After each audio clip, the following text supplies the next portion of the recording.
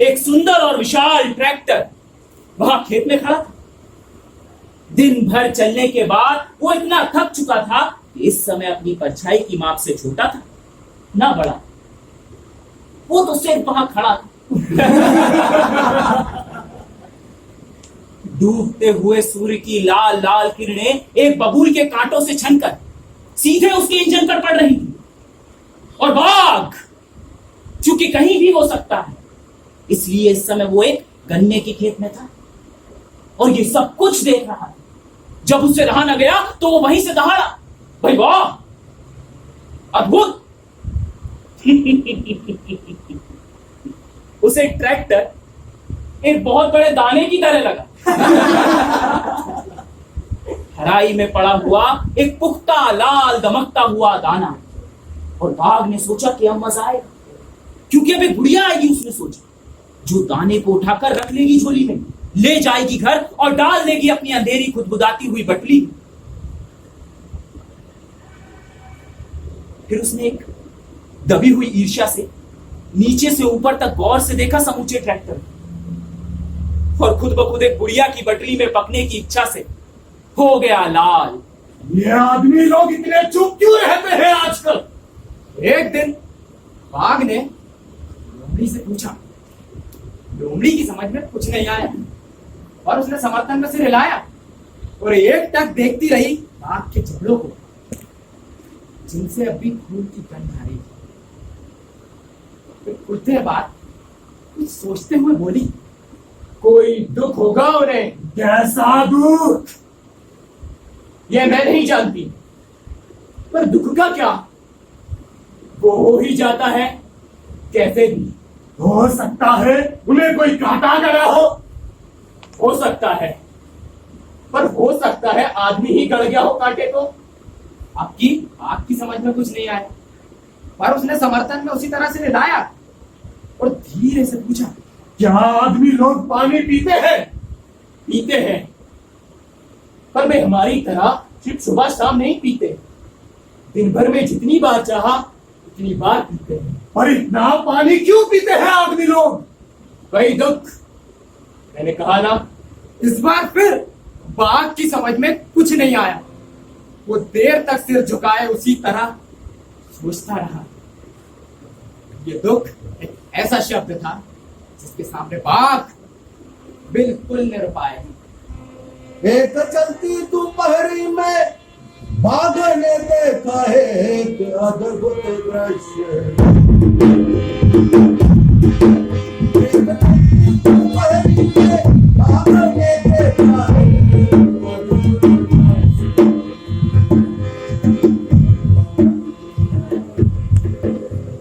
उसने देखा एक विशाल वटवृक्ष के नीचे एक पक्षी और मनुष्य अपने घेरे और कुल्हाड़ी अगल बगल रखकर निर्भय सुस्ता रहे। पहले वो गुर्राया, फिर हो गया चुप, क्योंकि उसने देखा वो बूढ़ा वटवृक्ष उनके कानों के पास झुककर धीरे धीरे गा रहा था एक बहुत पुराना गीत, जो शायद किसी राजा के बारे में था, जिसकी रानी जंगल में खो गई थी। फिर बाघ हिलाना घुराया, बस उसी तरह मुंह किए देर तक खड़ा रहा, गुप्त अवाक। एक चलती दोपहरी में बाघ ने देखा है एक अद्भुत दृश्य। मैं एक स्त्री को जानता हूं जो एक छोटे से शहर में रहती थी। उसके पास ढेरों कहानियां थी, बाघ के बारे में और नदियों के बारे में और उन बहुत से शहरों के बारे में जिनके नाम किताबों में कहीं नहीं मिले। उसका विश्वास था कि बाघ एक जादू है और इतना विकट कि अंधेरे में नाम लो तो हो जाएगा प्रकट।